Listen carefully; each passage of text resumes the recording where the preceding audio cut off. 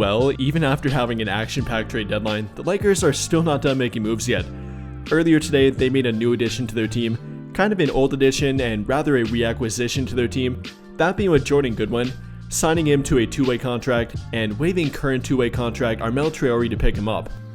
Now if you're wondering if that means that they have a completely full 15-man roster now, no, it does not mean that. A two-way contract is more like an extension of your roster, not really a 15-man roster spot. So yes, they still have one available spot left, but they have all three of their two-way contract spots filled. And we'll talk about what that means to their team, what they're getting with Jordan Goodwin, how they're familiar with him, and why they waived Armel Traore for him. But before we get too far into it, don't forget to check out g2a.com for the best deals on your favorite games, credits, and everything digital entertainment. You can check them out in the video description down below. But now getting back to our topic. And again, with Jordan Goodwin, they are familiar with him, and that goes back to their time together in training camp. If you don't remember back to that, Jordan Goodwin did have a training camp deal with them, playing with them throughout training camp, preseason, and despite not making their 15-man roster, he did stay with their team, albeit their G League team, and had been playing with them too. So yet another way they're familiar with him. Goodwin's been with their team throughout the entire season, with the South Bay Lakers, albeit not the Los Angeles Lakers, and had been playing fairly well with them too. In 14 regular season G League games, he had been playing about 25 minutes per game, averaging 14.5 points per game, 6 rebounds per game, which is very good for a guard by the way, 3.5 assists per game, 2 steals per game, shooting 41% from the field and 30% from 3.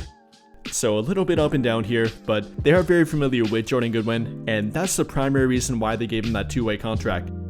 Now another thing to ask here, and probably one that will be asked in the comments, so I'll address it right now, is why didn't they give that two-way contract back to Quincy Olivari? After all, he did sign back with their G League team, after they waived him from that two-way contract to sign Trey Jemison in favor of him, and he did show potential, has been showing potential, and is another guard, kind of a combo guard, much like Jordan Goodwin, so he theoretically could have been a good candidate for it too. And well, it likely comes down to a couple of factors here, one of which being NBA background and experience. He has very little of it, compared to Jordan Goodwin, who actually has quite a bit of it. Up until this point, he's played in over 120 NBA games and pretty meaningful minutes at that too. Last season, played a total of 57 NBA games, both with Phoenix and then Memphis thereafter. The season before that one, 62 games, and then 2 games during his rookie year too.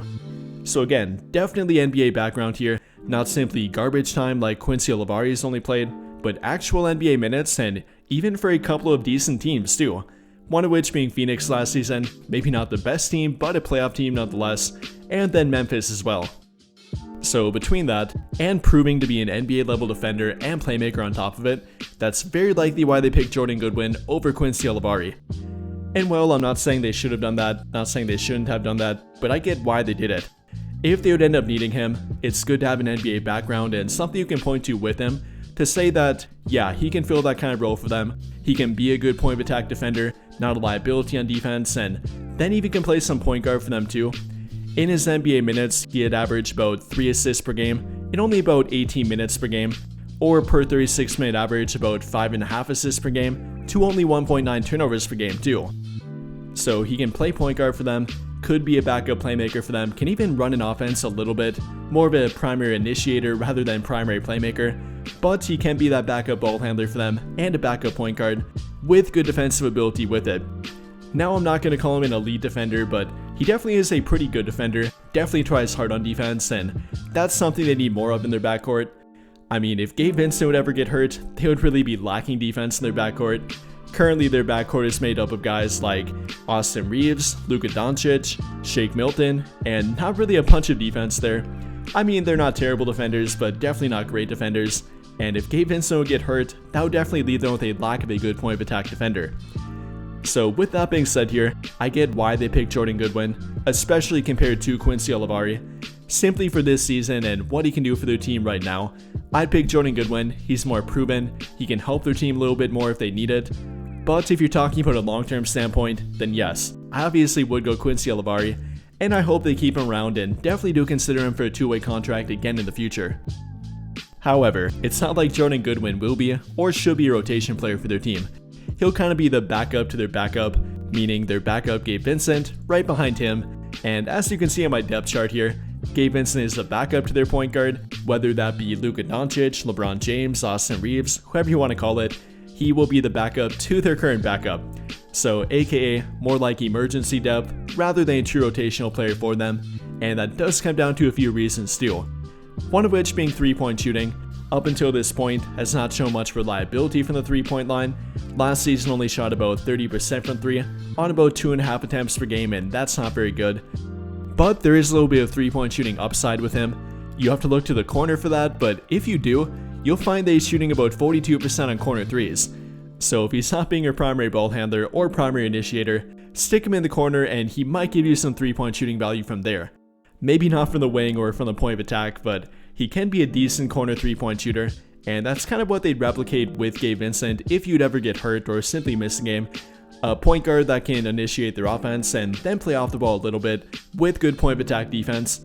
And that's really why, or the biggest reason why they picked him up in my opinion, to simply replicate and mirror the role that Gabe Vincent fills to their team. Obviously if you get hurt, that would not be good for their team, and Jordan Goodwin can kind of fill that role, albeit to a lesser degree, and they really wouldn't have to change it for him. He can do a lot of the same things, again at a lesser level, but do a lot of the same things that Gabe Vincent does on the floor for them.